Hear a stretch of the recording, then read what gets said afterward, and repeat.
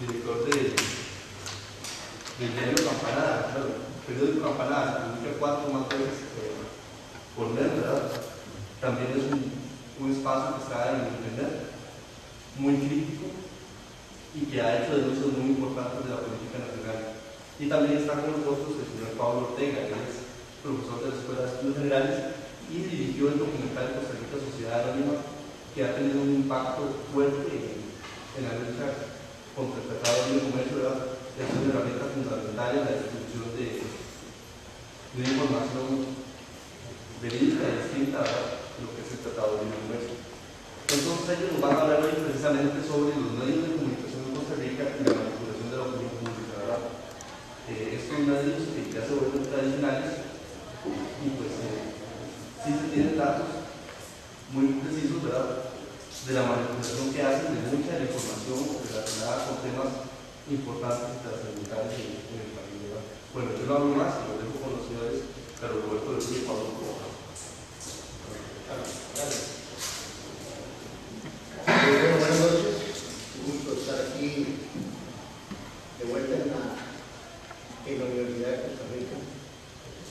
Yo dejé las aulas aquí donde di clases hasta 1975. Me da gusto cuando esporádicamente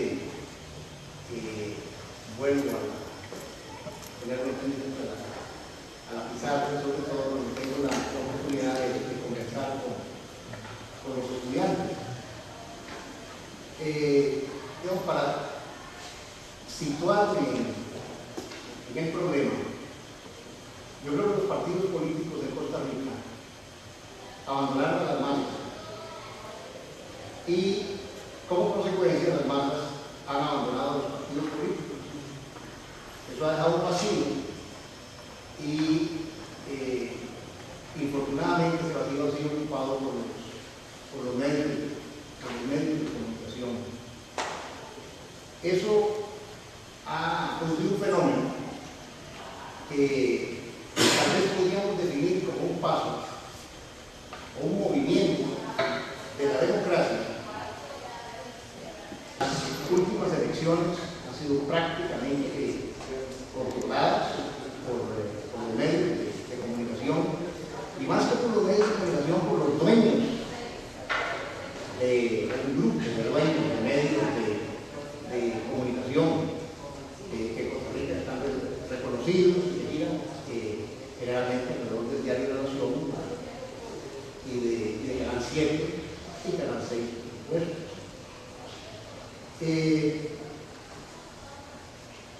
No hay duda de que a nivel global los grandes capitales intentan sacar el Estado y que esto lo hacen en gran parte gracias al control creciente de los medios. La compra de medios de comunicación y el alquiler masivo de medios de comunicación por parte de Oscar Arias y su grupo Sama, para efectos de la campaña pasada, es un caso claro. Y en el fondo, si bien no es tan visible, Costa Rica tiene esas peculiaridades, no somos generalmente todos los transparentes que son otros medios, otros países. Por ejemplo, en México era muy claro, tenemos el monopartidismo del PRI, muy claro, un solo partido político, el control del gobierno y del Estado por décadas. En Costa Rica no. En Costa Rica se mostraba como un bipartidismo o como un monopartidismo, pero bicefálico. Había una apariencia del proceso democrático en el Partido Unión Cristiana y Liberación tornándose el poder, y entonces damos una apariencia de mayor democracia. Bueno, algo parecido pasa con la influencia en la mediocracia costarricense. No es tan clara. Yo les voy a dejar, no son muchos aquí, tengo copias suficientes de un artículo que escribí sobre la crisis de la democracia en Costa Rica, yo lo publico desde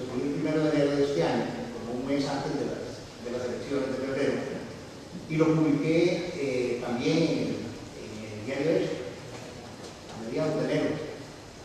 Y ese artículo demuestra, recogiendo publicaciones anteriores y hechos ciertos de la realidad costarricense, que las elecciones de 1998, 2002 y 2006 han sido prácticamente manejadas por los medios.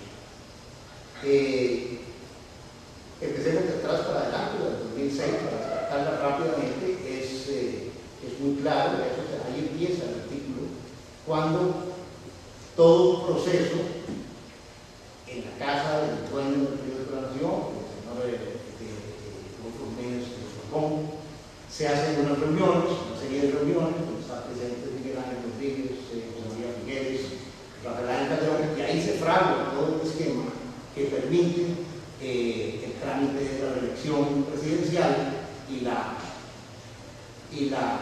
llegada al poder de una forma ilegítima de Oscar Arias.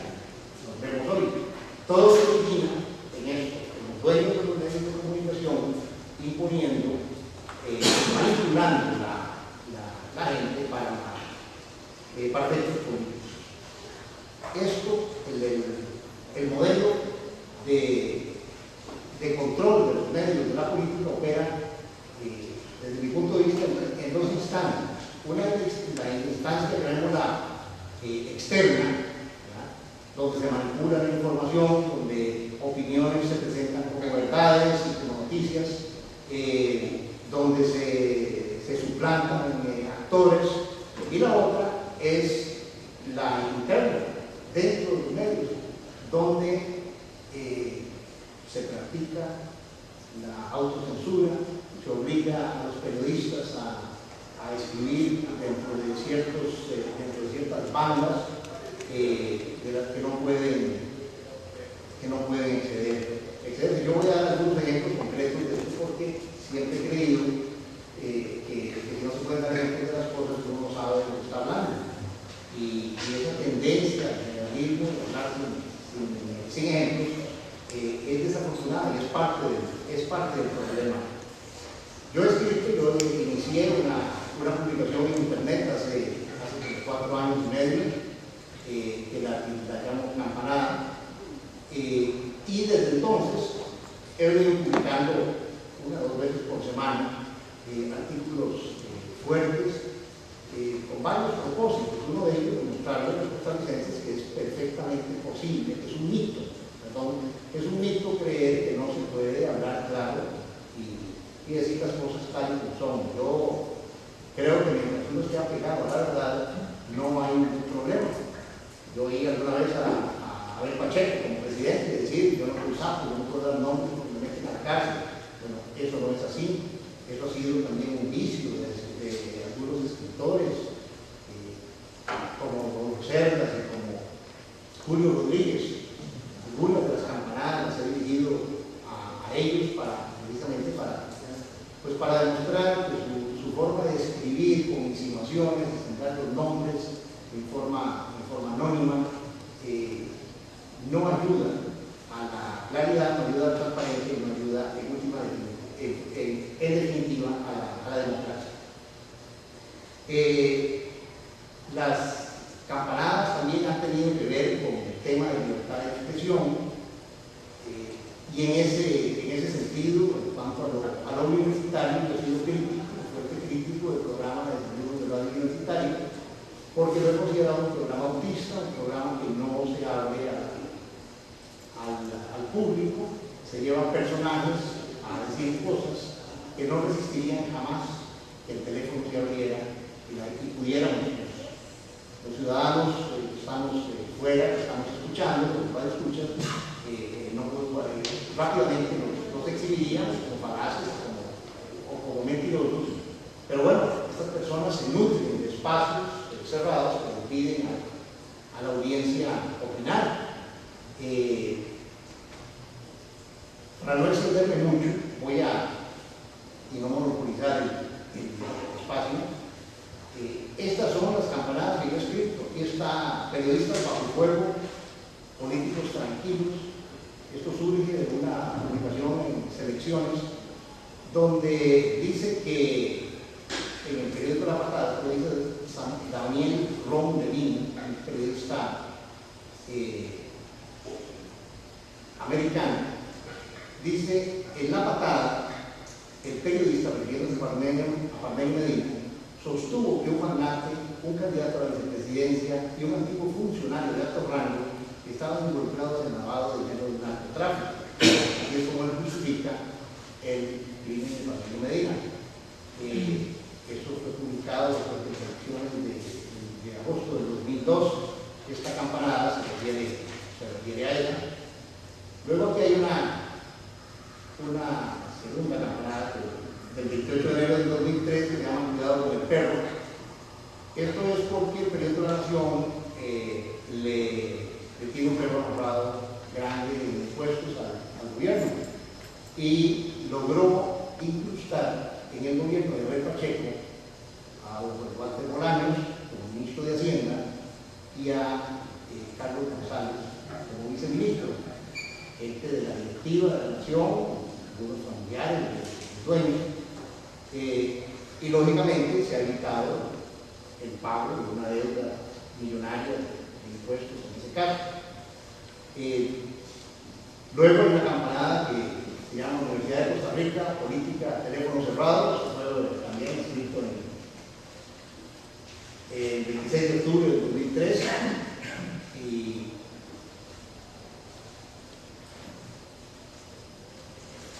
aquí está en el libro. Este puede ser fotocopiado. Este libro lo dice de tamaño, así tamaño carta. Yo escribo la campanada de este tamaño que puede ser pasada por fax fácilmente con solo una página, o bien ser fotocopiado el libro, y si se necesita más libros para el respecto a eso me dicen los mando. Aquí hay un dato interesante que amarra en esto también, que es: pregúntele a Fernando Naranjo de Laura Chinchilla. Se los doy también como ejemplo este caso de la intromisión de los medios, del control de la política por parte de los medios de comunicación. Creo que es de lo que estamos hablando, por lo menos parte del tema. En el 2002, cuando Abel Pacheco no logra el 40% en la primera ronda electoral, se enfrenta en una segunda ronda Rolando Araya y Abel Pacheco, y Rolando Araya acude al periódico de la Nación como un oráculo, a decirle a Julio Rodríguez, el director en ese momento de Banco Ibarra, que no lo maltraten mucho en ese mes de pelea. Y lo que ocurre es que ellos le dicen: bueno, está bien, pero quite a Johnny Araya de jefe de campaña, quite a su hermano, y que nombre a Laura Chinchilla. En la misma forma, anteriormente, este grupo se había impuesto a Fernando Araya como vicepresidente a Fernando Naranjo, lo que le causó, si ustedes recuerdan, un problema serio con su tío, Luis Alberto Montt, que no quería a Naranjo por neoliberal. Pero ustedes ven entonces cómo los medios de comunicación fuertes, poderosos, tienen capacidad para imponerle a los candidatos a la presidencia sus piezas. Aquí hay una campanada que se llama un consejo a Julio Rodríguez. También le doy algún consejo a Julio cuando habla de un corrupto del nombre, porque si no, le está haciendo el favor a la corrupción, le está haciendo el favor al corrupto. Si uno es un corrupto, ya alguien habla con el corrupto, pero no da el nombre de uno, se siente muy contento, que igualó a todos. Si alguien dice que todos los abogados son corruptos, que manchó a todo el gremio, a los buenos y a los malos, y el que verdaderamente es causante tal vez de esa opinión no sale a luz. Aquí también hay un ataque mío a Rodolfo Cerdas, con cuáles innombrables, porque Rodolfo Cerdas publicó una columna un día en La Nación, un domingo, diciendo que en Costa Rica hay innombrables, que hay personas como dicen, como sucedió con Al Capone, el padrino. Estamos en una situación que no se puede decir los nombres de los mafiosos. Yo creo que sí se puede. Yo digo cuáles innombrables, y yo se los digo aquí cuáles son los innombrables: Fernando Calderón, Ángel Rodríguez, José María Figueres, Oscar Arias. ¿Quién es innombrable en este país? No hay nadie innombrable, y eso está demostrado. Aquí hay otra campanada también, que es la chavosfobia de Montaner. En este caso también el periódico de la Nación se sirve de elementos como Montaner para influenciar sobre todo esto en el campo internacional. Entonces él sabe que Montaner es un enemigo visceral de Castro y de Hugo Chávez, entonces lo utilizan. Aquí yo demuestro con citas directas tomadas del mismo Montaner de artículos anteriores, donde él eleva a Miguel Ángel Rodríguez como un presidente ejemplar y como el hombre que Costa Rica necesita, y dice que todos los países latinoamericanos deberían tener un presidente como Miguel Ángel Rodríguez. Entonces yo digo, bueno, entonces usted con qué autoridad moral viene a criticar al presidente electo democráticamente y probado 8 veces y el domingo 9.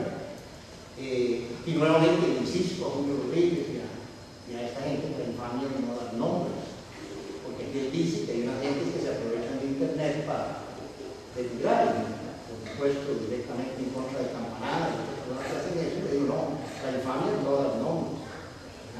Los editoriales de la Nación son anónimos, no hay alguien que escribe. No se imagina que no se escribe, pero no están firmados.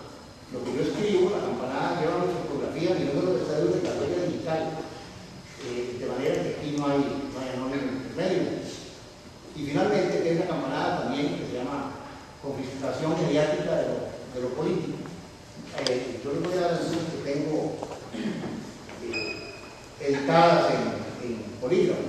Ahí está mi dirección, está el teléfono, está el fax, y quieren algo de este material, con mucho gusto me lo piden, y la cantidad que tengo es de ustedes. En síntesis, creo que no me voy a extender más. Tengo muchos ejemplos de autocensura, de los políticos, de todo el juego de tirar cisneros y de la red. Yo revelé la conversación telefónica en internet, revelé la conversación telefónica de tirar cisneros y de la red, donde dieron barbaridades y bueno, tuvieron que atacarse hoy día Cisneros y Santos y todo el eje cubano que está unido también con el subdirector de la Nación, otro cubano, González Rodicio, Armando González Rodicio, Santos Pasamontes y Cisneros ya lo formaban un grupo que fue el que impuso a la mesa en la Fiscalía, el jefe del Ministerio Público, el fiscal general, y causó toda esta movilización política. Si tenemos tiempo, podemos conversar un poquito más sobre eso. Muchas gracias.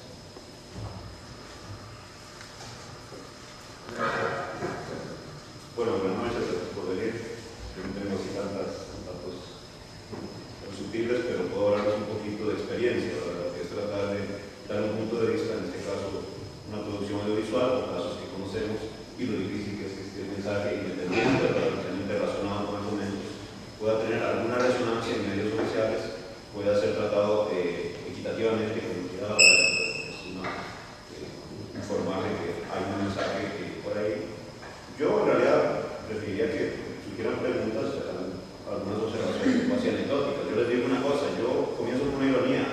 Yo estudié en Cuba producción de cine, y yo les digo una cosa, en lo que se refiere a producir un documental, un audiovisual, y presentarlo al público como una opinión personal que puede desafiar políticas oficiales gubernamentales, hay más libertad de expresión en Cuba que en Costa Rica. En Cuba hay películas como La muerte de un burócrata, Lista de espera, que son certeros, férreos contra algunos aspectos del funcionamiento del régimen comunista, y sin embargo han salido del cine y reciben premios y nadie los detiene, ¿verdad? Nosotros aquí hacemos, en este caso con unos cuantos compañeros, un trabajito, han salido otros trabajos, y resulta que reciben cartas amenazando que mandan al canal 15, ¿verdad? Porque están diciendo mentiras y ese tipo de asuntos. Entonces, lo que les quiero decir es que, digamos, es increíble, pero aquí ya, digamos, no nos hemos dado cuenta, pero a un cierto nivel la libertad de expresión es mucho más limitada que en ciertos países calificados como tiránicos o despóticos, etc. Yo sé que hay otras cosas en Cuba que no se permitirían y que aquí se permiten, pero les quiero decir esta ironía, ¿verdad? Un cineasta en Cuba sí puede salir con una crítica al régimen. Aquí uno no puede hacer un trabajo independiente, ¿verdad? Ponerlo sin recibir algún tipo de amedrentación. Te recuerdo que la amedrentación fue una carta acá en 15 para evitar que se pasara ese trabajo que hicimos.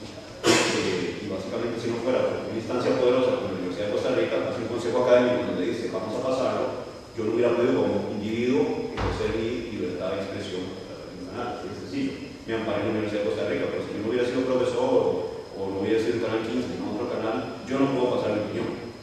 Entonces, digamos, partamos de aquí. Yo creo que, sin darnos cuenta, en periodo de 10, 15 años, no sé, se ha ido perdiendo gran parte de la libertad, de la garantía de libertad de expresión, ¿verdad? Acumulamiento, fusión, que tal vez usted decir mejor eso, de los medios, inclusive los que son independientes tienen cierta alineación. Así que uno, digamos, estando quizás el semanario de universidad, pues, con ese estilo, no puede decir ciertas cosas. Hay ciertos temas que no se visibilizan, ¿verdad? Y cosas que son además indignantes. Cosas como, por ejemplo, el atentado contra Armando Vargas, eso no, que yo sepa, no se anunció en ningún periódico. Ustedes, yo no sé si lo saben, probablemente no, porque no ha salido en los medios, sufrió un atentado contra su vida, no entendido que le chocaron el auto. Cuando estaba anunciando cosas contra el PLC también a respecto de la reelección de los Carayas. Son cosas que no aparecen, ahí son hechos graves. Se puede citar el ataque que sufrió la organización Renovaron. Eso fue, se metieron a robar las computadoras, fue un robo, estaban preparando un caso ante la OIT, entraron enfermando todo el mundo y lo robaron. Eso es donde aparece. Si un medio como la Extra, que digamos estaría fuera del ciclo, no sé, oligárquico de poder, yo por los medios de comunicación, yo creo que ni siquiera la Extra lo anunció, a pesar de que eso es el tipo de noticia que les gusta a la Extra. Entonces, yo creo que por esto, porque ha sido un poco de a poco, ¿verdad? No nos hemos dado cuenta, pero estamos en unas instancias de serias limitaciones a la facultad de libertad de expresión. Y en este caso, digamos, en lo que se refiere al TLC ha sido tremendo, ha sido un caso particularmente violento. Quito mi caso, ha habido otros asuntos, por ejemplo, aquel famoso anuncio en donde un Oscar Arias Sánchez, que no era el Nobel de la Paz, sino un señor de acuerdo, algo que para mí tampoco era demasiado eficiente a nivel de propaganda, pero bueno, no lo permitieron pasar, ya estaba afirmado que iba a pasar sin canales, sin radios, y a última hora cancelaron todos. Después hizo un boom y bueno, después lo dejaron pasar. Pero siempre este tema ha sido particularmente álgido, ¿verdad? Digamos, lo que está claro es que, digamos, con el tema del TLC, que no sé, podemos profundizar un poco en lo que significa, o no sé si quieren que ustedes un poco nada más respecto de opinar sobre él. En el aspecto del TLC han ido con todo y no han tenido recargo, ¿verdad? Al punto, para mí hasta cierto punto esto es beneficioso. Una reciente encuesta apareció que el 70% de los encuestados opinaban que la nación no decía la verdad y que eran noticias mañosas. Por dicha, gracias a estas exageraciones que ha hecho estos abusos en cuanto a omitir aspectos importantes que deberían tomarse en cuenta para tener el TLC, la gente ha ido sospechando algo que ha ido perdiendo un poco de credibilidad sobre los medios de comunicación. Así que por lo menos yo creo que es positivo. Es decir, han tenido que exagerar un poco esas tendencias, esas omisiones, exagerar ciertos aspectos. Yo creo que ahora está en un proceso en que han perdido un poco de credibilidad ante la gente. No necesariamente que ya la gente se ponga en la TLC, pero ya la gente sabe que por lo menos ese canal no es un canal justo para conocer lo que está pasando realmente, ¿verdad? Sin embargo, yo digamos que habría que insistir que este cuarto poder, justamente la prensa, aquí en Costa Rica es casi un primero o segundo poder, no sé, tiene injerencia estricta, pide que pongan ministros, que quiten gente y básicamente controlan la información. Otra reflexión es que yo creo que habría más tipos en contra del TLC si estuviéramos mejor informados de noticias internacionales. Uno de los mayores logros que ha tenido la prensa, esta manipuladora costarricense, es cada vez ir informando menos y menos de noticias internacionales. O sea, yo los reto a que vayan a las primeras planas de la Nación de hace 20 años y las de ahora. Antes, pues, yo creo que se veían más noticias internacionales, bueno, que hubo un secuestro aquí, que también estaría acá. De cuando en cuando había una data, algo por el estilo, había noticias que eran internacionales y de portada, ¿verdad? Ahora ustedes vayan a las portadas de la Nación, ninguna titular es internacional. Nos tienen ciegos con respecto a lo que pasa en el mundo. En el mundo de la globalización nos tienen ciegos con respecto a lo que está pasando en otros países.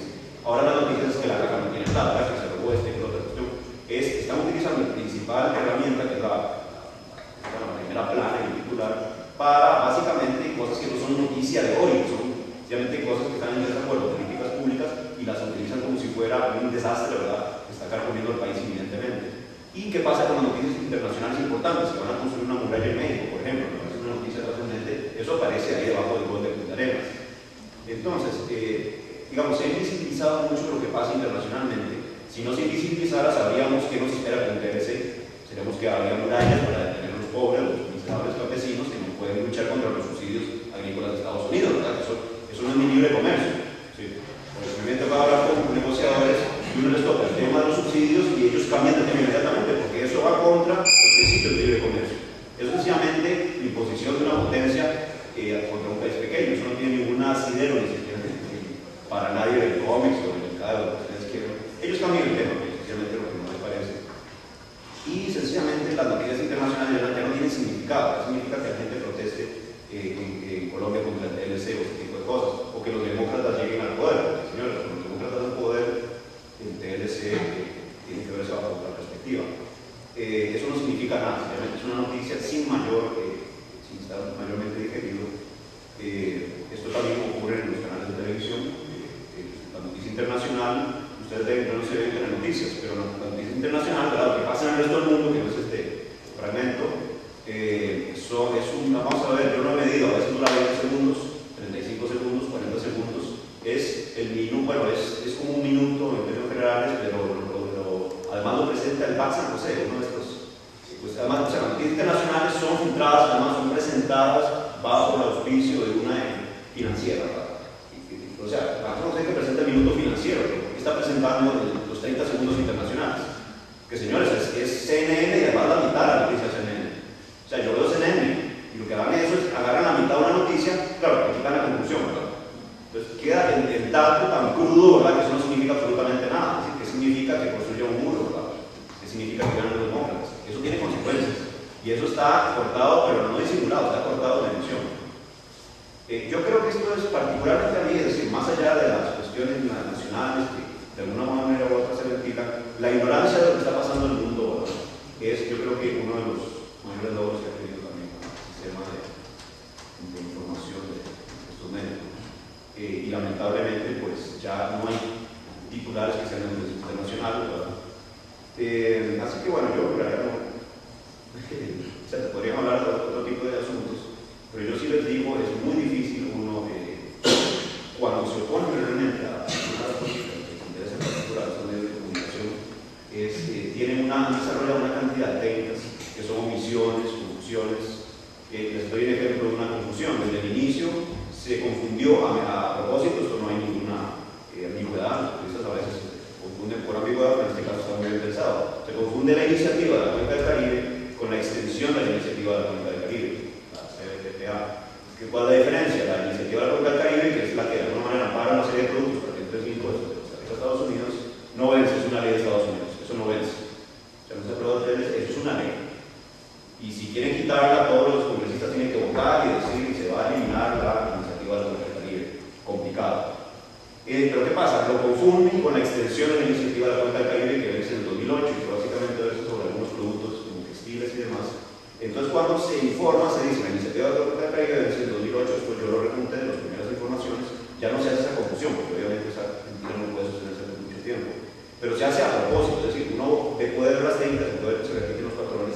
Esta confusión es para que la gente obviamente se asuste y diga la iniciativa que para muchos productos va a ser en 2008, entonces tenemos que aprobar eso. Entonces, realmente se ha escondido de una manera increíblemente sutil, pero obviamente mentirosa, y por eso es tan fácil denunciarlo, y por eso es necesario que, ¿cómo se llama? Las cartas de censura, que sencillamente las cosas no fueron como se dijeron. Tampoco eran ciertos los 500.000 empleos, era una mentira, y ellos lo repitieron, y lo siguen repitiendo, de hecho, para muchas personas, que son 500.000 empleos los que están en riesgo si no se aprueba el TLC, cuando Estados Unidos, todos los empleos relacionados con Estados Unidos son 250.000, y los que dependen de regímenes que podrían eliminarse si no aprobamos el TLC, ya andan por ahí entre los 60 y 90.000. Entonces, no son pocos, pero puntos que están mintiendo. Y están mintiendo con toda la protección y la impunidad que implica que ningún otro medio va a meter demasiado, a insistir demasiado en ese punto, ¿no? Todo se trivializa. Pero bueno, son unas observaciones así escuetas. Yo más bien sugeriría que se tienen alguna inquietud. Los dos asuntos, por curiosidad, ¿hasta dónde, digamos, han llegado las amenazas que ustedes han recibido al respecto, ¿verdad? Por tener esta posición tan franca. Y la otra es, bueno, todo eso tiene que ver con profesionales de ciencias de la comunicación, el Colegio de Periodistas, ya cuenta de esto, o aquí la universidad Eso no es un tema de discusión, ha habido alguna reacción. ¿Cómo lo ven ustedes? Pero ninguno de ustedes es periodista, ¿verdad? ¿Han visto alguna reacción por parte del sector, digamos, que en buena teoría tiene que ver con todo eso? Pero es que están totalmente amedrentados con los no solo de medios de comunicación, sino que de un salario de un medio de comunicación, entonces se acomodan para que no se llame. Y hay una enorme confusión, hay una enorme confusión, es una confusión general que afecta a todo el gremio en periodismo, por lo que yo converso con ellos, porque no dejan de estar un poquito vinculados, ¿no? Están inicialmente tocando en publicaciones. Y por supuesto, hay unos que están totalmente matriculados y llevados por esa corriente. Hay periodistas que se autocensuran y les duele decirlo. Yo hice unas acciones como abogado, hice unas acciones judiciales fuertes a principios de año contra el vicepresidente de Transparencia Internacional, Mario Carazo. Y eso dio lugar a algunas publicaciones de prensa, porque se le impidió la salida del país y se embargaron los bienes, y es un asunto que ronda los $60 millones, lo que Carazo, digamos, ha tratado de apropiarse de una herencia de la ayuda alemana.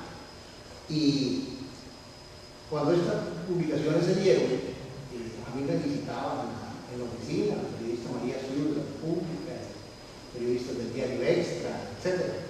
Conforme el asunto avanzó, se dieron otras cosas importantes, como el hecho de que ya se declaró que las señoras eran los dueños del asunto. Mario Carazo fue llevado al Ministerio Público, ahí él confesó que efectivamente los bienes eran de su cliente y que él está dispuesto a devolverlos a la jurisdicción. Pero claro, hay asuntos muy delicados ahí que probablemente nos llevarán a juicio, o sea. Ya cuando salieron esas noticias, 1 o 2 meses después, yo visité al Diario Extra, hablé con un periodista ahí, que es mi amigo y que respeto, un hombre mayor, ya un periodista veterano, y muy dolido me dijo: aquí hay presiones muy fuertes, no podemos publicar más sobre este tema, y esto rompe una autocensura, me dijo, pero verdaderamente lo vi, ¿verdad? Y a otros periodistas no los volví a ver. Y hubo una embestida del tráfico de influencias del poder político sobre los medios de comunicación, porque están llenos. A mí me gustaría, porque tengo aquí algo que resume algo de lo que ha hablado Pablo. Pablo también me parece que puso muy bien en perspectiva el problema. Aquí hay un resumen que encontré en un libro del título que se llama La investigación de los medios por encima de toda sospecha. De esta la diferencia entre la mediocracia y la democracia, que nos puede permitir a todos determinar si en Costa Rica vivimos en una democracia o ya estamos en una mediocracia, en una sociedad controlada por los medios de comunicación. Dice así: primero, en la democracia la justicia la imparten los jueces y los tribunales.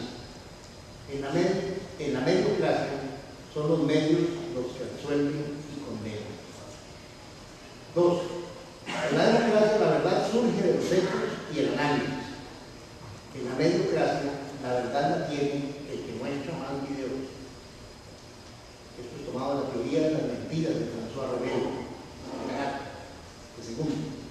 Tercero, en la justicia de la democracia, el acusado tiene derecho a un defensor y es inocente hasta que se pruebe lo contrario. En la mediocracia, la imagen es acusadora, prueba el verdugo y la condena es irreparable e inapelable. 4. A la democracia la defienden la OEA, la ONU, Human Rights Watch y Amnistía Internacional. A la mediocracia la defienden así. 5. En la democracia los líderes son construidos a punta de obras y valores. En la mediocracia son construidos por asesores de imagen. 6. En la democracia los líderes van a las comunidades, en la mediocracia van a los programas de opinión de radio y televisión. 7. En la democracia los medios dicen lo que los ciudadanos piensan. En la mediocracia los ciudadanos dicen lo que los medios piensan. 8. Para la democracia los individuos son ciudadanos. Para la mediocracia son audiencias. Audiencia A, audiencia B, audiencia C, no clasifican. 9. En la democracia se valoran los contenidos. En la mediocracia los titulares. 10. En la democracia la información es una cosa y la opinión es otra. Y la propaganda es otra. En la mediocracia no hay fronteras. 11. Para la democracia una masacre es un hecho luctuoso. Para la mediocracia es un espectáculo interactivo, una telenovela por entregas. Y si no, bueno, hemos visto tanto, pero recordemos Monteverde, ¿verdad? No, tanto, todos los días un poquito. 12. Y final, en la democracia los periodistas van para los personajes. En la mediocracia los personajes persiguen a los periodistas. Es un resumen del columnista Pablo Antillano, titulado Profundos cambios para la mediocracia.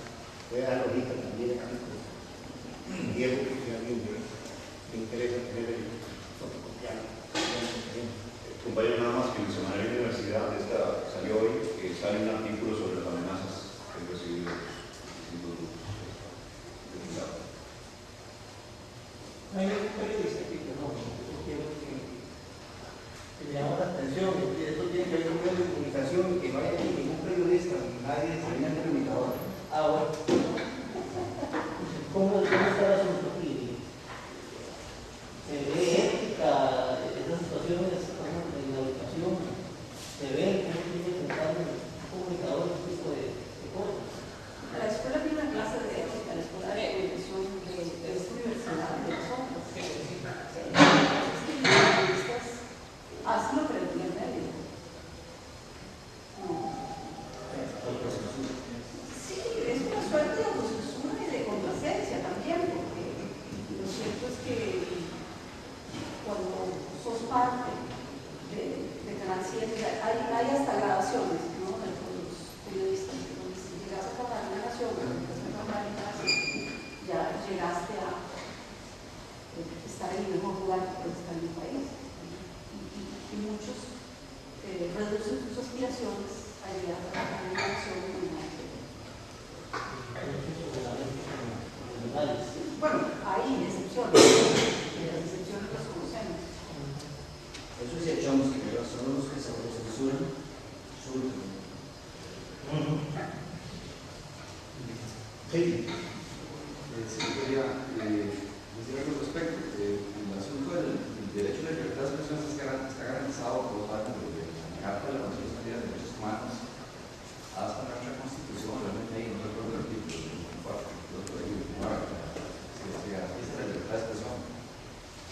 Sin embargo, se prohíbe, o sea, no hay nada sobre todo a nivel legislativo, o sea, no hay ningún instrumento, digamos, que haga valer eso, digamos, realmente en la práctica. O sea, eso es un derecho, no se dice, pero no, o sea, se incumple todos los días realmente ese derecho y no lo puede acusar a nadie, bueno, podría tal vez ustedes no se con eso, pero realmente no hay, digamos, forma de práctica, digamos, ¿verdad? O sea, todos los días se hacen mentiras, como decía Pablo, ¿verdad? Se le dice que la cosa que vence, etcétera, y no hay, digamos, instrumentos para acusar a la gente de esas cosas y realmente castigarlos, ¿verdad?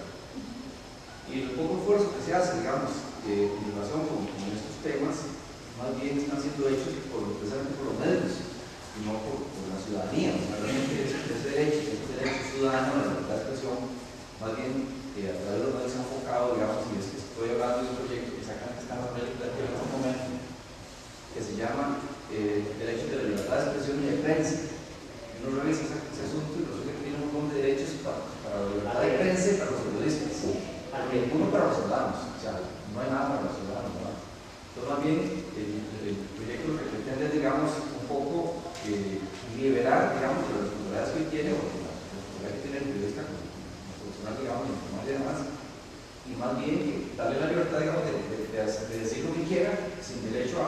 usado o aprobar nada, sencillamente no cabe derecho a hacer casi ahora cualquier cosa a través de esta ley.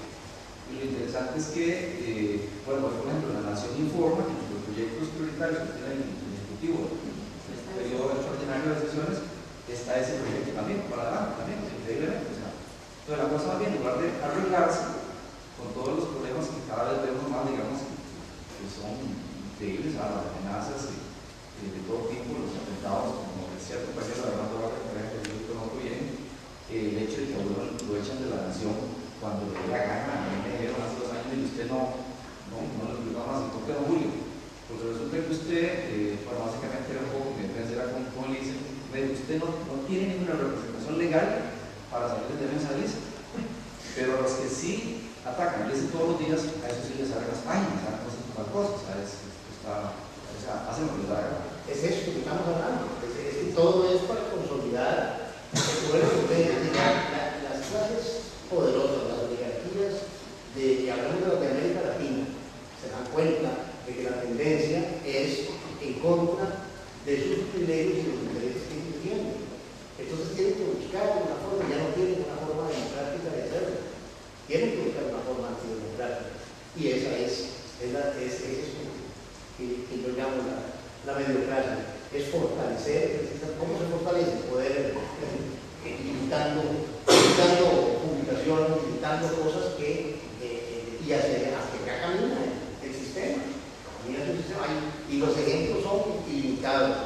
Yo asesoré a Genaro Valverde Marín como diputado allá a principios de los años 70 y la preocupación existía sobre este artículo 7 de la ley de imprenta, que es un artículo, hoy hay algo de la legislación también sobre eso, de un expositor de Naciones Unidas que pide que se elimine ese artículo, porque es el artículo que establece que las injurias y calumnias por la prensa son penadas por una penalización, por un crimen que afecta no solo al periodista o a la persona que escribe en un medio, sino también al director del medio y a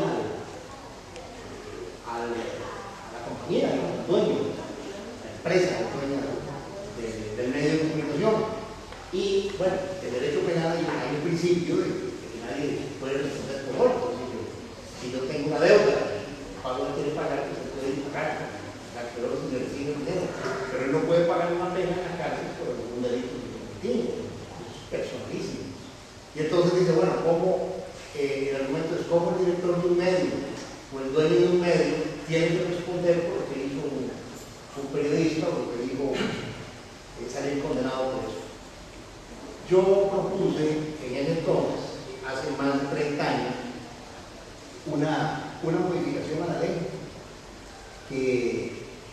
que se hiciera, y hice un proyecto de ley, lo que era la ley de Genaro Valverde en aquel tiempo, en que yo proponía que si un ciudadano, cualquiera de nosotros, quiere publicar algo en un medio,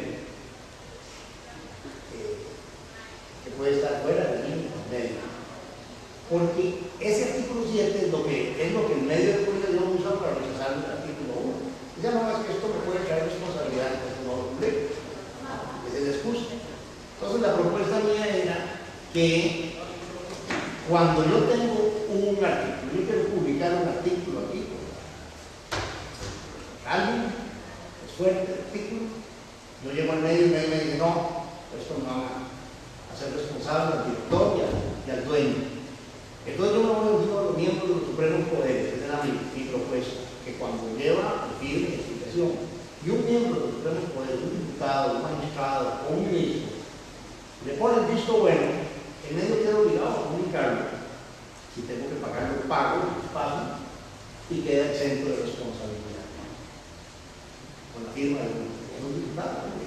De alguna manera busca uno que tiene ese representante y lo convence, por lo menos para abrir una puerta para que ya el medio no se pudiera cerrar las comunicaciones que podían ser de evidente interés público.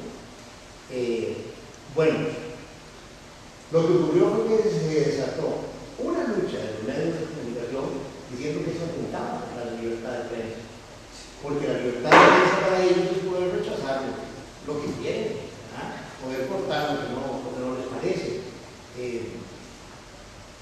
Y era terrible porque los periodistas llegaban a los que fijan, esa supuesta libertad de prensa que estaba siendo atacada por el proyecto, decía, le preguntaban a la gente, ¿está usted en contra o a favor de la libertad de expresión? Y de la libertad de prensa, todo el mundo dice, no, estoy a favor, bueno, muy bien, entonces está en contra del proyecto. Y manipulaban todas esas situaciones, y por supuesto, el proyecto no jamás.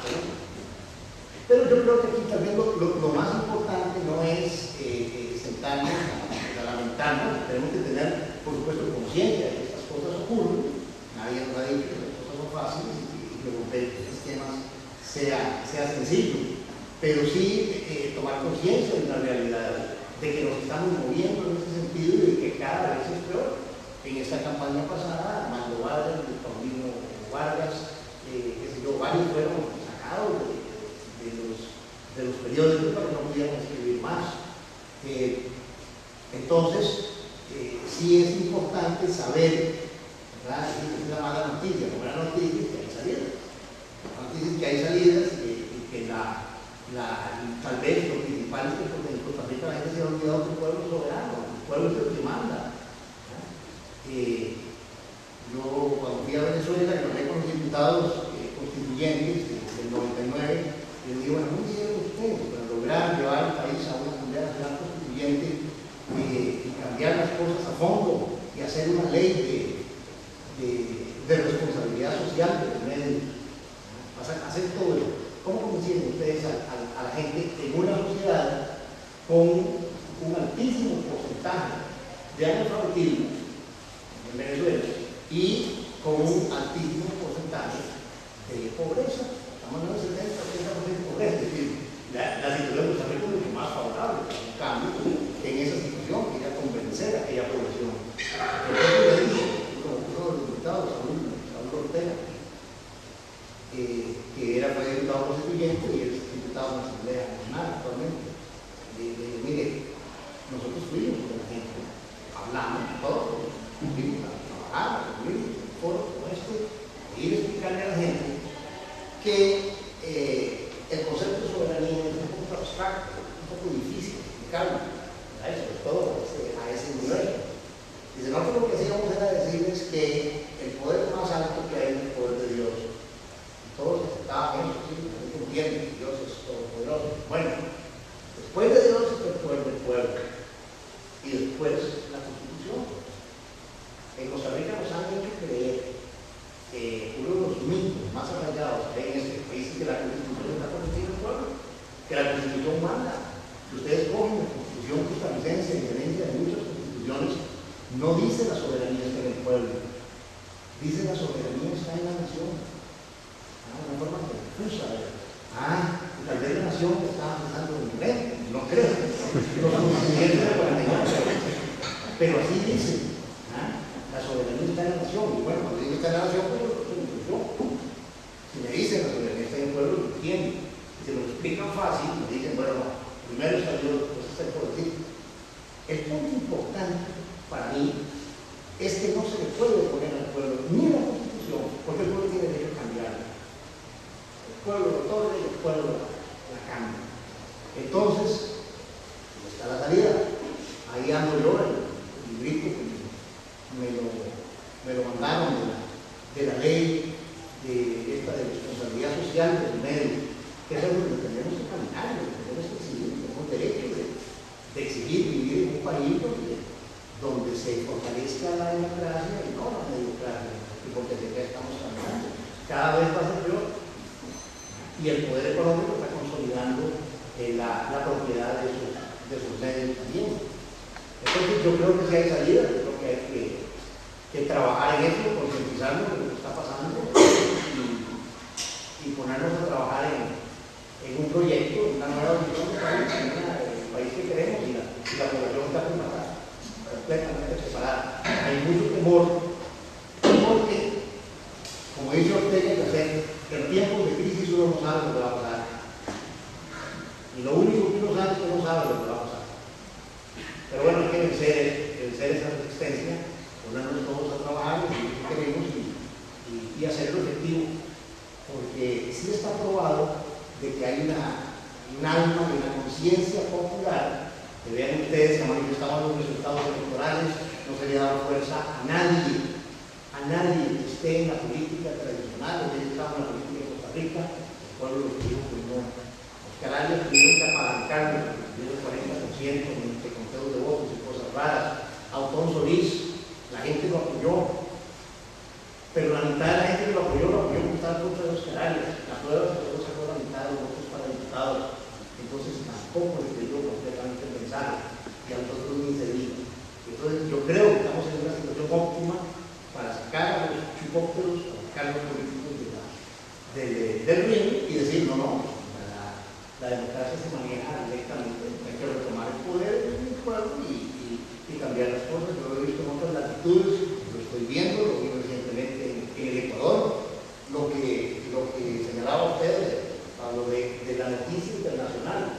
Hoy la noticia internacional sobre el Ecuador es que todos los grupos políticos se están uniendo, que la oposición se está uniendo para evitar que el presidente electo Correa pueda llamar a la constituyente. Bueno, llama al Ecuador, entra en el periódico universal y después es muy distinto. Efectivamente es cierto, pero Correa no tiene un solo diputado, porque lo que hizo fue un partido para ganar la presidencia y llamar a la constituyente. Y él consideró que era contradictorio pedir que se le dieran diputados que precisamente los van a mandar para la casa en el momento en que una constituyente tome el poder para refundar la nación. Entonces, pues es lógico que los diputados que salieron electos ahí, porque la constitución de otros partidos pues estén en contra de que se haga la constituyente. Pero Rafael Correa, como pude comunicarme hoy, dijo, no, nosotros estamos llamando un referéndum para convocar a la constituyente. Son 130 constituyentes, 100 que vienen de todas las regiones, electos directamente sin partidos políticos. El que quiera ser constituyente consigue un 0.5% del padrón electoral y es candidato personalmente, no hay partidos, por personas. Eso en Costa Rica, ahí hice el cálculo, significaría 12.000 votos, digo 12.000 firmas, cualquiera que consiga 12.000 firmas en este país, usando este sistema, que decir, yo quiero ser constituyente, yo meto mi nombre para que me elijan o no me elijan. Saben decir 100, 24 de nacionales, digamos, a nivel nacional, y 4 de extranjeros, que hay 2 millones de ecuatorianos en nuestro país. Entonces quiere tener una representación de una asamblea constituyente. De manera que el momento no puede ser mejor, pero sí, hace 15 años yo escribí un texto diciendo que los medios de comunicación y las juventudes eran la única esperanza en este país por la penetración del narcolavado en todos los niveles del Estado, poder ejecutivo, poder judicial, poder legislativo. Está totalmente tomado por el narcolavado, no van a cambiar nada. Bueno, hoy día ya solo queda la juventud en la única salida. Y bueno, pues cuando se puede haber los consejos universitarios y intelectuales. Vamos a mencionar que hay que enfatizar en esta prostitución de la concepto de libertad de expresión en Costa Rica. Es casi insólito. En otros países pues se rompe, pero aquí se disfraza. Y el capítulo más chistoso es con la cuestión de las encuestas. Tanto de esa discusión. La Nación salió defendiendo algo que está promoviendo en el Consejo Pacheco, que no entendido, para controlar la información que dan las encuestas, para que digan cuál es la metodología que utilizan, ¿verdad? Por las cuestiones que vimos en las elecciones, datos que no tenían ningún asidero. Se tenía ese proyecto para básicamente decir si una encuesta va a publicar unos resultados que diga que aclare cuál fue la metodología y todos los parámetros que se consideran científicos, lo cual me parece totalmente justo. Yo pensé que tenían que hacerlo, precisamente hasta ese momento me enteré que no lo hacían, solo la Universidad de Costa Rica lo sacaba, las académicas. Y resulta que la defensa de la nación en 2 editoriales, en una página completa casi, no sé si ustedes vieron, es la libertad de expresión. O sea, estamos hablando, es decir, no tiene una libertad de inexpresión, la libertad de no decir lo que a ellos no les conviene, ¿verdad? Estaban prostituyendo totalmente el concepto, es decir, ahora resulta que es un concepto de libertad de expresión el que se le niegue al público información científica, ¿okay? Porque sí es cierto, ¿no? Tal vez no lo puede obligar a decir cosas que no quiere, pero en este caso es como si, digamos, un médico no dijera y no se sabe claramente cuáles son los procedimientos quirúrgicos, ¿verdad? Aprobados por el Ministerio de Salud que se permite hacer una operación. Lo mismo, es una ciencia, la física es una ciencia. ¿Cómo se está diciendo que es libertad de expresión retener información que es además de interés público, ¿verdad? Y que tiene procedimientos científicos? Entonces, ese es el tipo de excesos que yo a los que me refería. Es ya ridículo, están cayendo por su propio peso, pero hay que ayudarlos a caer un poco, ¿verdad? Hay que señalarlos, hay que puntualizar, porque las manifestaciones no van a la nación, es que también se van a la asamblea, y dicen vamos al cuarto poder, ahí se están gestando cambios políticos fundamentales y vayan para que sienta la atención. Y bueno, si uno, la gente se da cuenta de que se puede llegar a una reacción de los medios, nada más se dedican a insultar a un periodista, pero no, hay que ir al núcleo. Y este es un centro de poder, la nación, más importante que muchos otros. Yo digo, si hay marchas que vayan a la nación y bloqueen la nación. Si yo no bloqueo, tiene la capacidad y el derecho, o sea, que se atribuyen ellos, de bloquear nuestra información científica, interés público y de defender esos principios, vamos a bloquearles también cuestiones de interés público para ellos. ¿Por qué no? Muy culpable. Llévenselo, por favor. Entonces, ya está cayendo en ridículo porque la libertad de expresión en Costa Rica, como decían ustedes, es básicamente gremial para periodistas que saben que se van a autocensurar y que tienen miedo de decir las cosas. Y el pueblo, que es este concepto, es parte de nuestra constitución, es el que no tiene esa libertad y no está protegida y es un concepto abstracto. Y más bien es libertad de expresión, una especie de doble moral de libertad de expresión que básicamente está reflejando lo que se propone esta gente, polarizar el país, ¿verdad? Llegar a que lo domine el 1%, el modelo de los otros países de Latinoamérica.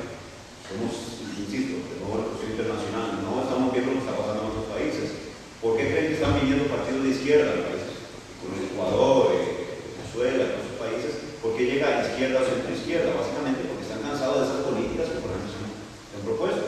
Yo mismo, cuando me ha tocado tener que hablar con los benditos negociadores, siempre comienzan diciendo, usted lo sabe, nosotros sabemos, dejemos las manos, nosotros somos los técnicos, usted no entiende nada. Siempre las dos, la cualidad de ciudadano. Y yo les digo, miren, si ustedes no quieren que aquí vengan partidos políticos de izquierda o chavesticos o lo que sea, ¿verdad? En un futuro, no hagan estas cosas, porque ese es el camino justamente al populismo o movimientos populares, como quieran llamarlo, implementar ciegamente todas estas recetas que lo que hacen es polarizar rápidamente los países. Y Costa Rica, que es un tiene una especie de clase media, más o menos taponeada, es el que más va a perder con estas políticas. Entonces, de nuevo, hay razones para ser uno de derecha y no querer que se apliquen de cierta manera ciertas políticas consideradas neoliberales. Esto va a promover que botones de centro, todo diciendo de centro de derecha, ¿verdad?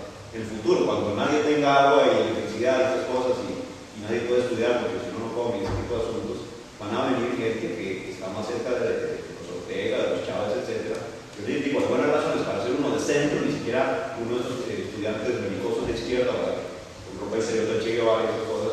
Hay razones para ser uno de centro, derecha, para no querer que se implementen cosas como interés que no tienen ningún sentido de proporción con respecto a la realidad nacional. Entonces, enfatizar, digamos, estos aspectos contradictorios, estas definiciones juzgar, digamos, totalmente revertidas de lo que significa libertad de expresión en Costa Rica, donde es la capacidad de la persona que no pertenezca a un gremio que además es controlado de poder emitir su punto de vista. Pero bueno, reflexiones al aire. Bueno, a mí me preocupa bastante lo de la degradación y el deterioro de la calidad de los medios de comunicación como tal, ¿verdad? No necesariamente de las noticias, del periódico y demás. Ejemplo de ello es cuando ya uno no puede pasar canales en todas las sus días sin que pasen novelas, ahora con estos programas, ¿verdad?, de modificaciones de cuerpo. Entonces, es decir, para mí lo que tiene más poder sobre el país para realizar cambios, claro, de la educación en primer lugar, por supuesto, y en segundo los medios de comunicación.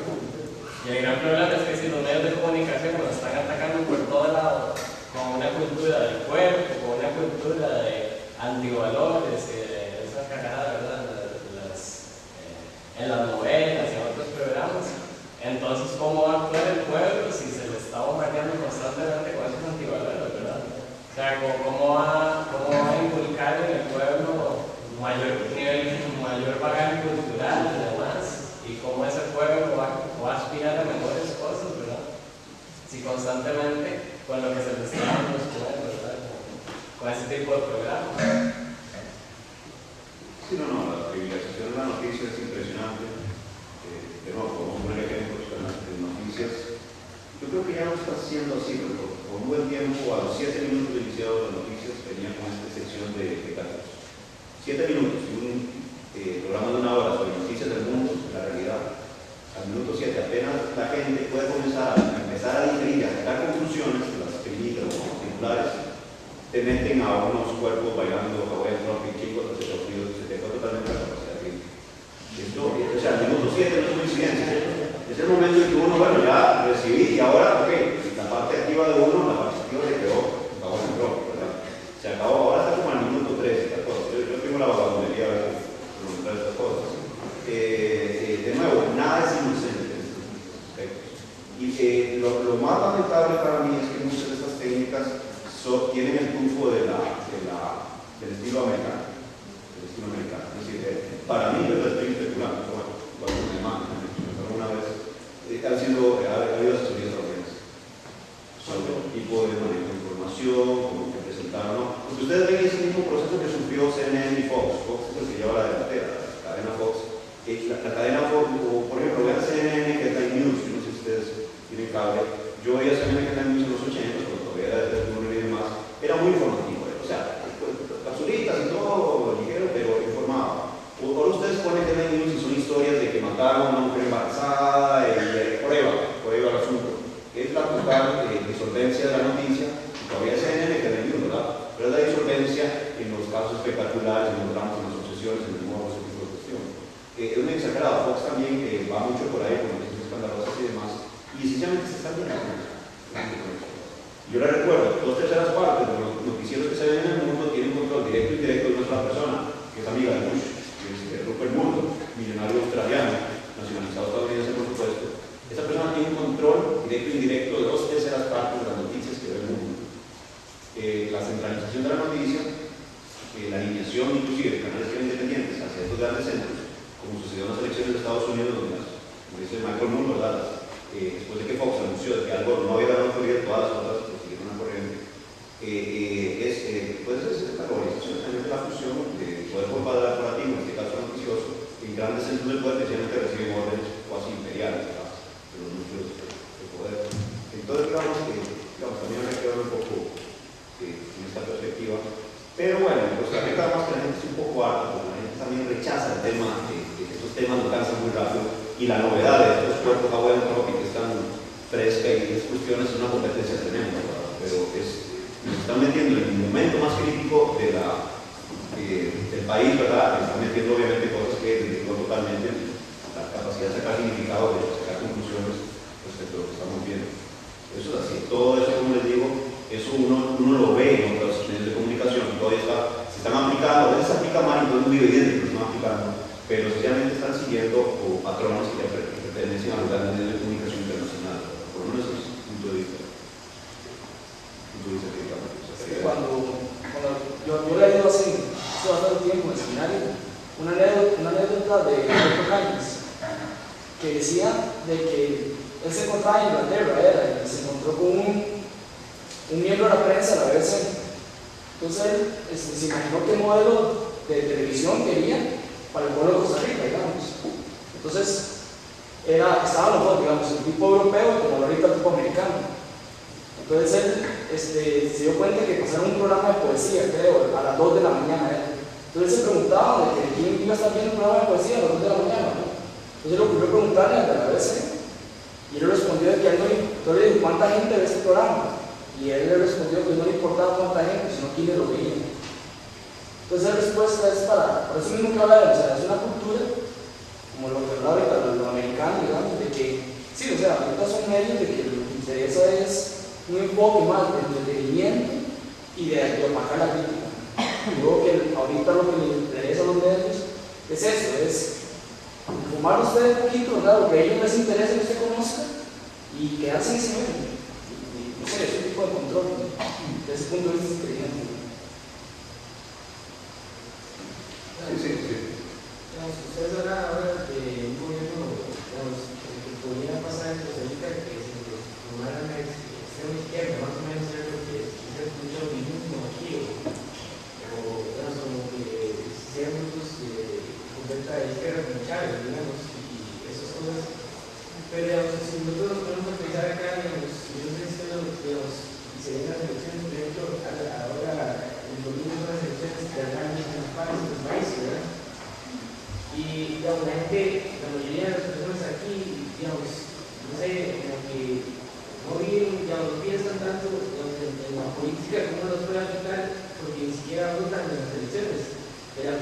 vivimos casi más de un 70% de la población. Entonces, ¿hasta qué punto la conciencia del ciudadano también no nos está afectando y nos podría estar estancando y diciendo que la gente no critique y la gente no habla y no dice nada por lo mismo? Porque, digamos, no piensa sobre el futuro del país y sigue la corriente de lo que los medios de comunicación le dicen como ustedes mismos lo citan. Hasta qué punto eso sea lo que más bien no nos puede estar perjudicando también y haciendo que digamos que el país siga lo que ciertas o cuatro o cinco personas sean los que dirigen y hacen las cosas, y por eso digamos la cantidad de votos que se necesita para ser presidente no es un 50% de la población, sino solo un 40% para ser presidente. Lo que se necesita es un porcentaje muy pequeño de la población con la que se elige un presidente aquí, o con la que se eligen los diputados, ¿cierto? Entonces, el hecho de que, digamos, está bien, se podría generar una extrema izquierda, pero la misma ciudadanía es la que como que hay una apatía muy grande hacia la toma de decisiones y hacia una corriente política o sea, un desarrollo del país que es el que nos ha tenido sacados en los últimos años. Eso es lo que yo creo también. No sé qué opinan ustedes. Bueno, me parece a mí que tiene razón, un hecho estadístico que no hay, que la participación es muy limitada. Pues precisamente eso es lo que hay que tratar de revertir, hacerle a la gente entender que es en su propio interés participar en la toma de decisiones. El sistema nos ha llevado hay un mito, yo veo a veces un temor reverencial de ciertos personajes y eso, y usted se da cuenta que son tigres de papel, ya no tienen el poder que pretenden tener y en el fondo las cosas usted con la verdad, la constitución y la ley, usted puede ir para adelante como un tractor, más que no pare. Yo creo que los medios, con la misma ley, la gente se ampara. Yo tenía ya trabajo en el Estado, en proyectos y hay señores que ya la corrupción en este país no solo se ve en grandes escalas cuando los ladrones se roban el dinero del gobierno, cosas así. La corrupción va desde los pequeños, cuando por ejemplo usted mismo en su trabajo no desempeña ni siquiera en un 20% del trabajo que tiene que hacer, usted está siendo una persona corrupta y está robando salarios, es la verdad. Y eso pasa en varias instituciones estatales. Y el mismo código, este código de servicio civil que existía hace unos años, permite que en muchos proyectos que tiene el Estado, las personas puedan robarse el salario todos los días. Esos vicios y esa conciencia es lo que tal vez nos está estancando y no permite que haya un modelo de desarrollo interno que sería lo que haría que el país creciera como otros países latinoamericanos, tal vez como el desarrollo que ha tenido Venezuela o el desarrollo que ha tenido países como Chile o la misma Argentina antes de que estuviera en estos campos de crisis económica, el desarrollo que tiene Brasil. Pero esas dos cosas y esa corrupción y esa conciencia es lo que hace que el país se salga, yo creo también. Y lo de los periodistas, ustedes dicen, es muy cierto de la corrupción que hay en el periodismo acá. Hace un poquito hubo una entrevista con María Herrera que lo estaba viendo con nosotros y él decía y Rodrigo Arias que migración le dio prácticamente puestos en el periodismo. Que cómo es posible y eso sí fue cierto, que sí salió, porque yo lo había visto en el New York Times, una dijeron que los dos antes era, antes que dice que estaba sochada, ¿verdad? Que es un documental de esta muchacha, que es la morena, Michelle Mitchell. Y después Michelle Mitchell es una jefe de prensa del gobierno, ¿verdad? O la otra periodista que es embajadora ahora. No quiere decir que no tengan méritos propios para poder desempeñar el trabajo, pero se ve muy mal ese tipo de cosas. Mientras está la campaña,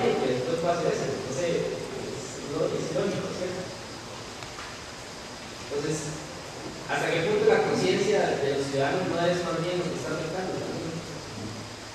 Por supuesto que hay una retroalimentación, también hay una enorme frustración de la gente que siente que trata de actuar y no puede, que choca con paredes, que dificulta todo. Y yo creo que ya pensando a más largo plazo hay una serie de conceptos que hay que cambiar. Yo personalmente creo que el mismo concepto del salario y de que el bienestar de las familias y de las personas dependa del trabajo y del salario, crea una situación prácticamente imposible de resolver ante una explosión demográfica masiva y un crecimiento enorme de la productividad, donde mientras las industrias se están robotizando, la gente saliendo a la calle a buscar trabajo. A mí me tocó ver en Suecia una empresa, una distribuidora de productos eléctricos, como ferretería, cosas eléctricas, totalmente robotizada.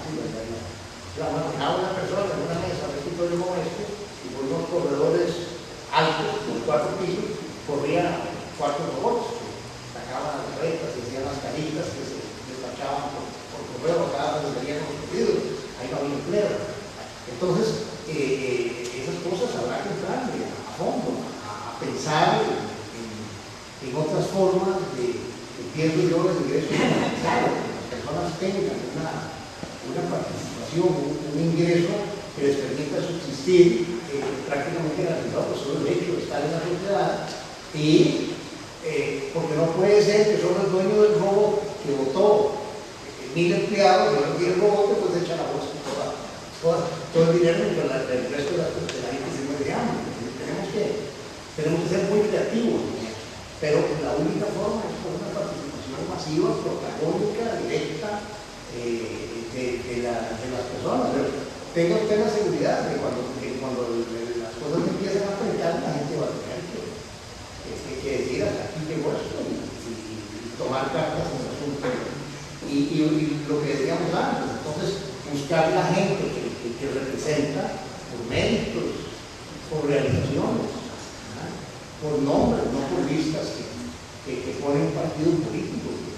Esas son las cosas, por ejemplo, él dice que analizar un caso, por ejemplo, la Compañía Nacional de Luz, este señor Pablo Rojo, en este momento era el presidente ejecutivo del ICE antes de esta administración, ¿cierto?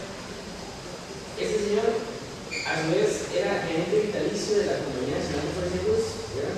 Entonces, este señor, en este momento, lo decide el puesto de acá, del ICE, nada más a la Compañía Nacional de Fuerza y Luz, en ese momento usted al presidente le tiene que ceder su campo porque es un gerente vitalicio. ¿En qué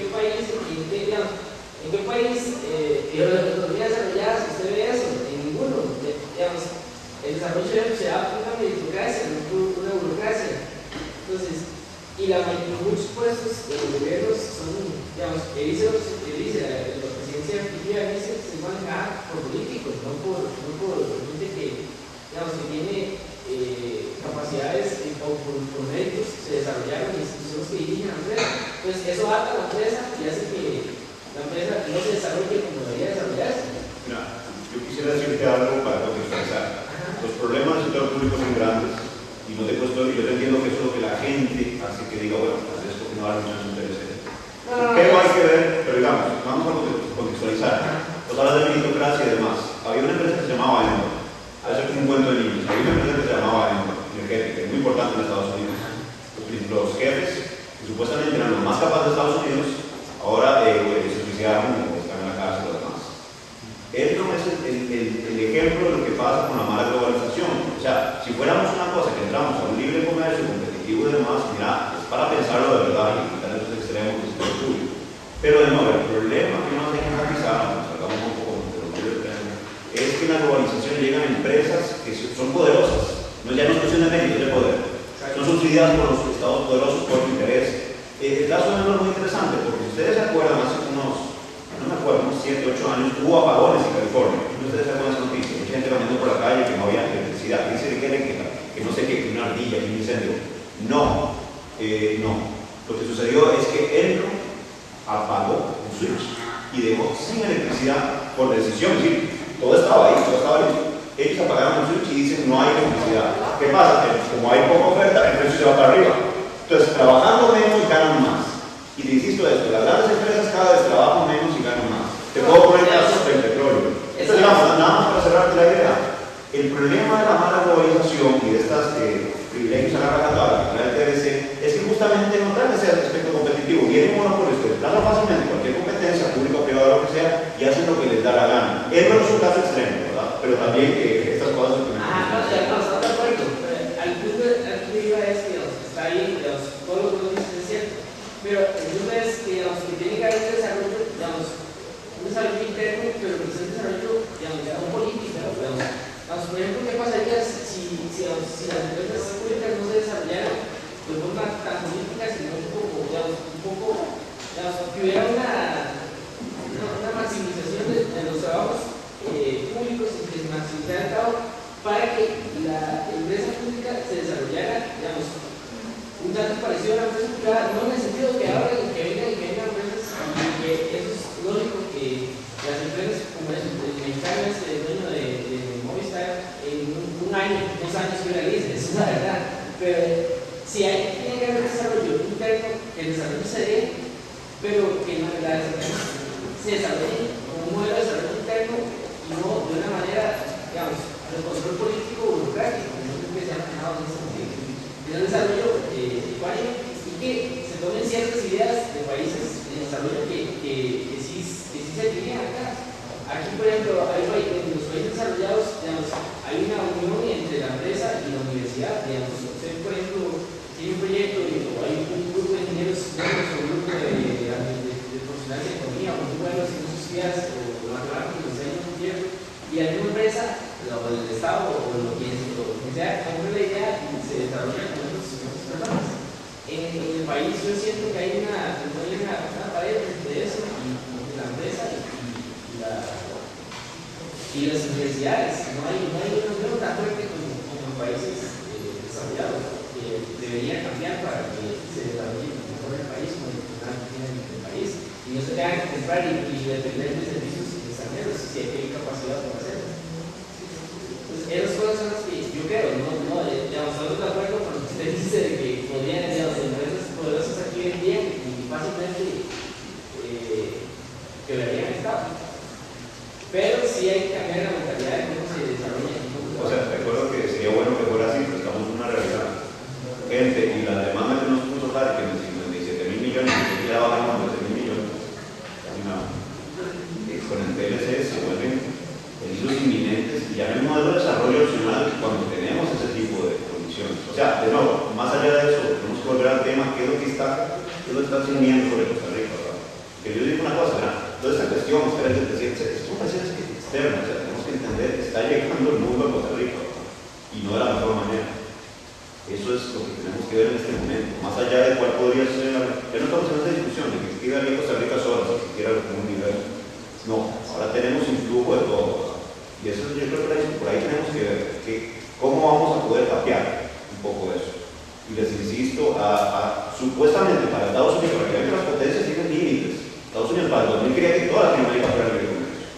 ¿Recuerdan? ALCA, ya eso dijo el popular, era el ALCA, están fracasando profundamente, ¿verdad? Inclusive déjenme decirles, porque para que vean esa información, que ya, o sea, no solo vinieron los demócratas al poder en Estados Unidos, además más de 5 congresistas que hemos entendido llegaron con un discurso anti-TLCs por lo impopular que son en Estados Unidos, porque se llevan salarios bien pagados en Estados Unidos y no les pagan 10 centavos. Así que no solo pasó eso, sino que en la guerra de Irak, y esto es algo que en la guerra de Irak nadie sabe muy bien cuáles son los bandos, no chiitas y sunitas, sino neoconservadores y petroleros.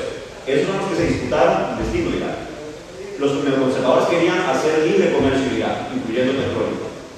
Fueron tan incompetentes, hicieron tantas cosas que no son viables, ¿verdad?, que realmente terminó imperando la posición de los petroleros. Por eso es que Richard Perry, Wolfowitz y demás ahora se fueron, se el Banco Mundial o otra cosa, no sé dónde. Y ahora los que están controlando la situación de Irak, por eso no se ha privatizado el petróleo de Irak, son las compañías petroleras. Entonces, digamos, a lo que hay que ir es que, digamos, la privatización ha fracasado en muchos flancos. Esta cuestión de un libre comercio abierto, eso ha fracasado en muchos flancos, ¿verdad? Inclusive mira que se abrió libre comercio, y mira que es la única economía medianamente grande que tiene total libre apertura, excepto el petróleo, por lo que acabo de mencionar. Y el resultado es que se pasó como de un 25% de hambrunas a un 60-70% hoy. Y no solo por la guerra, señores, es por el dumping que aplican los países industrializados por los alimentos que le venden, y la producción interna. O sea, eso no es por la guerra. Igual los campesinos en Irak siempre han producido en medio de la guerra desde hace 5.000 años. Pero lo que les quiero decir es que el concepto de libre comercio, que por cierto es un concepto que viene de los halcones, ¿okay? Es algo que no ha, por varios flancos ha perdido. En Latinoamérica ahora